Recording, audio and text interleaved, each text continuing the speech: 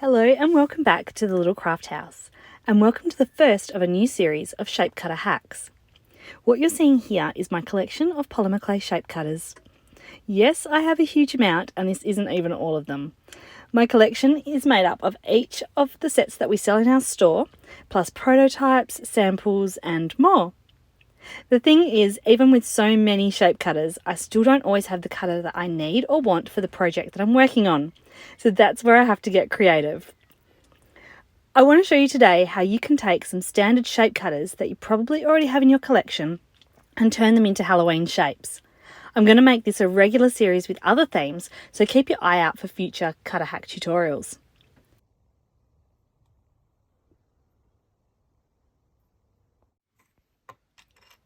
So these are the shapes that I've pulled out of my collection to work with today. Hopefully you have some of them or something similar in your collection that you can work with. I've got an arch shape, I've got a heart, I've got a organic circle or irregular circle, and this flat top kite.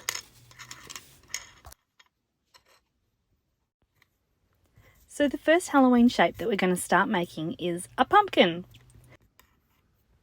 My favourite shape for pumpkin making is this irregular or organic shaped circle.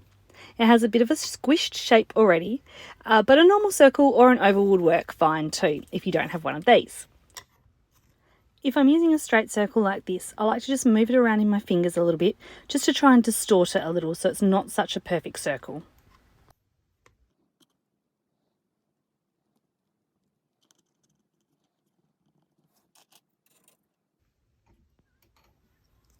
Now, to make it a little bit more pumpkin-like, I like to use the embossed part of this seashell cutter. Let's ignore the fact that this is an unmatched set, that doesn't matter.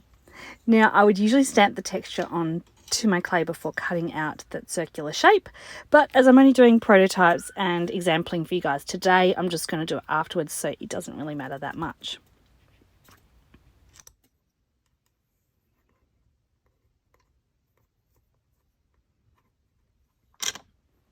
Now, I appreciate that you guys probably don't have this texture, so instead you can easily just use a pointed tool that you may already have in your collection of texture tools, and we're just going to put some indents in it. So I can either drag this tool through the clay, or as I'm doing here is I'm just pressing it in just to make those little pumpkin indents.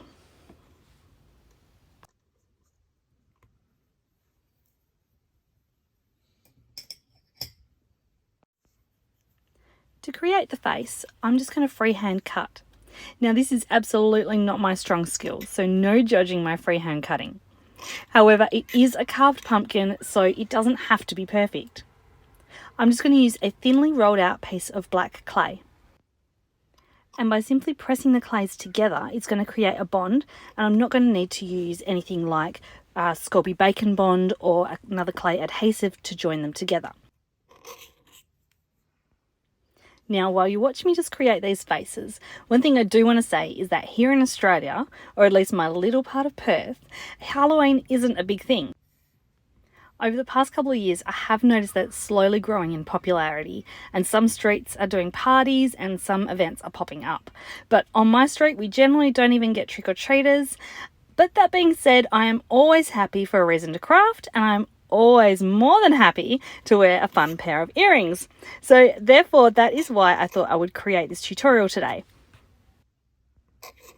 I also thought that there must be other people out there like me who you don't want to go and buy a bunch of Halloween shape cutters just to use once a year, and especially when it's not really a hugely celebrated thing here. It also means that you get really good value out of the shape cutters you do have, because you can use them for more things than just their one intended purpose.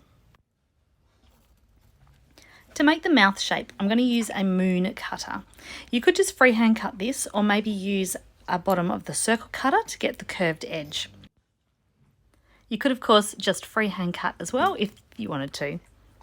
Now I'm just going to cut some little chunks out for the teeth, so just again freehand cutting some little squares or rectangular shapes out for that mouth.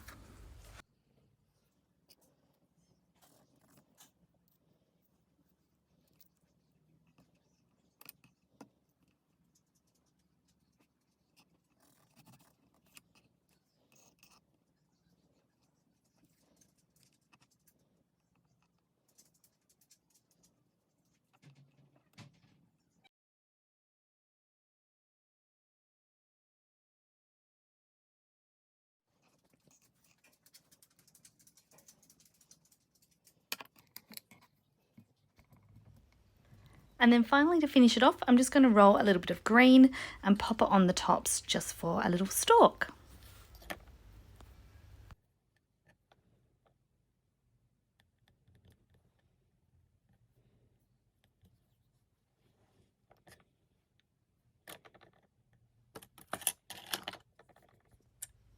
And how cute are these little pumpkins?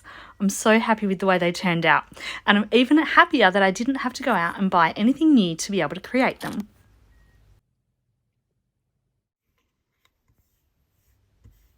Okay, next up is our flying ghosts. Now, I spent a bit of time over the past week working this one out. I came to the conclusion that the heart cutter is the answer. So this heart cutter is actually extremely versatile and I use it quite often to create other shapes. At the moment, it doesn't look much like a ghost, but what we're going to do is chop it in half. Let's just zoom in so you get a better view. And I'm going to get my scalpel knife and I'm just going to chop it straight down the middle from the top to the bottom.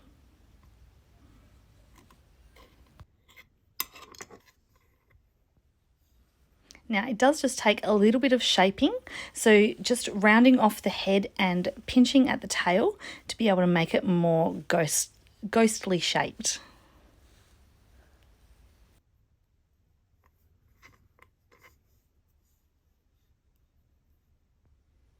So this shape came about for a slab tutorial that I've also been working on. So if you think that this guy is a little cutie and you want some more inspo with him, come back to the channel next week and I'll hopefully have a funky little flying ghost slab to show you.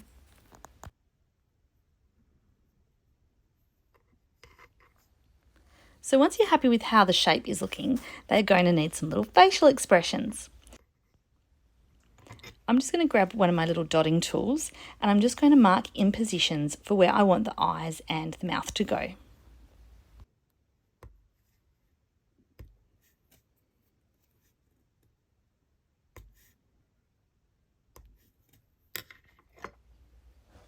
And I'm just going to roll some black clay and just chop some little pieces, make some little clay balls and just pop them into those positionings where the eyes and the mouth is.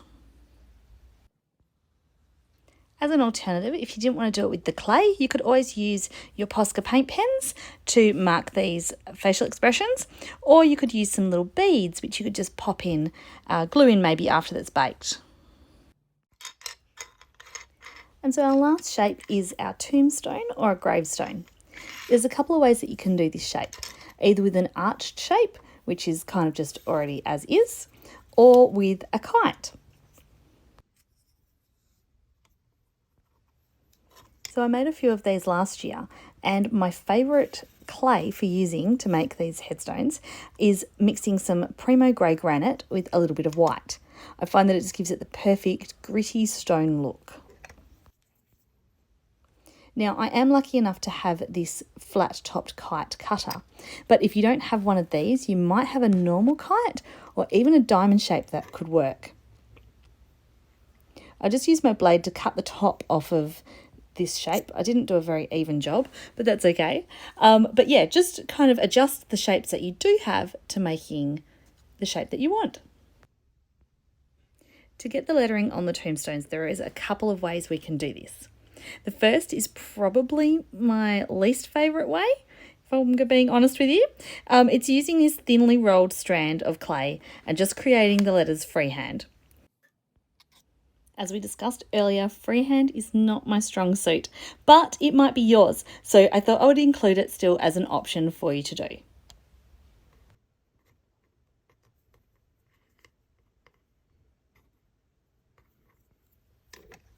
So the next option would be to use a Posca paint pen. So if you've watched my tutorials before, you'll know that I absolutely love Posca. To get the best results with this, you should bake your clay first and then use the paint marker.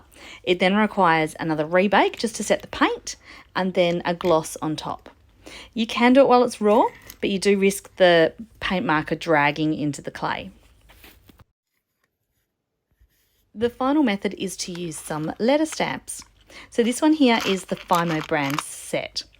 Again, I've previously done a review and a tutorial using these, so I'll add a link in the comments section if you want to learn more about using those.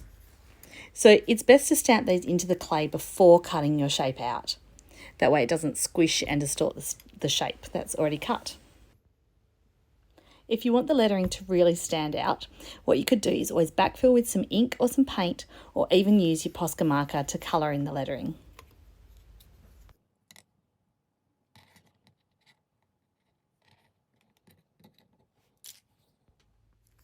As I mentioned before, last year I made quite a few pairs of these earrings, so this is one of the pairs that I made, and I just used a little skull bead because I just had to incorporate him. He was so cute.